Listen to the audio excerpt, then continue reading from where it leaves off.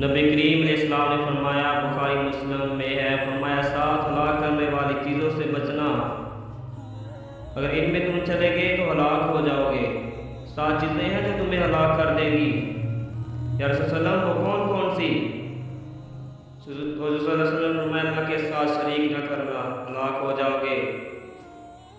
دوسرا نبی پاک نے فرمایا جادو نہ کرنا، ہلاک ہو جاؤ گے، ہلاک۔ اور یار جسے دور ہمارے ہیں وہ بچے گا۔ اور نبی پاک علیہ السلام نے فرمایا جس نمبر پر فرمایا جس شخص کے قتل کرنے کو اللہ نے حرام قرار دیا ہے اسے قتل نہ کرنا، ہلاک ہو جاؤ گے۔ چوتھے نمبر پر رسول پاک علیہ السلام نے فرمایا سود نہ کبھی بھی کھانا، ہلاک ہو جاؤ گے، ہلاک۔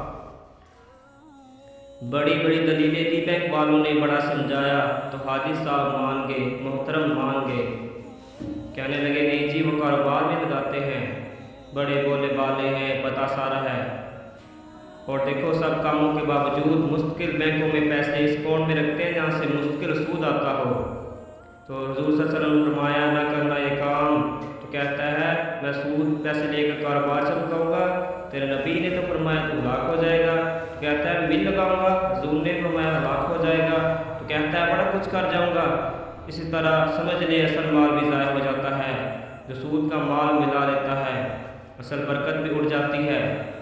میرے نبی پاک صلی اللہ علیہ وسلم نے 5ویں نمبر پر فرمایا یتیم کا مال نہ کھانا، ہلاک ہو جاؤ گے۔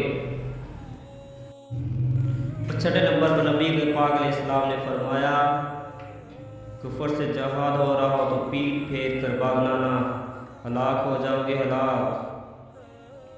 اور 7ویں نمبر پر اللہ کے رسول نے فرمایا بے قصور و بے گناہ عورت پر تہمت نہ لگانا، بلا وجہ بہو کے کھاتے میں کچھ نہ ڈال دینا۔ یہ 7 وہ چیزیں ہیں جو ہلاک کر دیں گی۔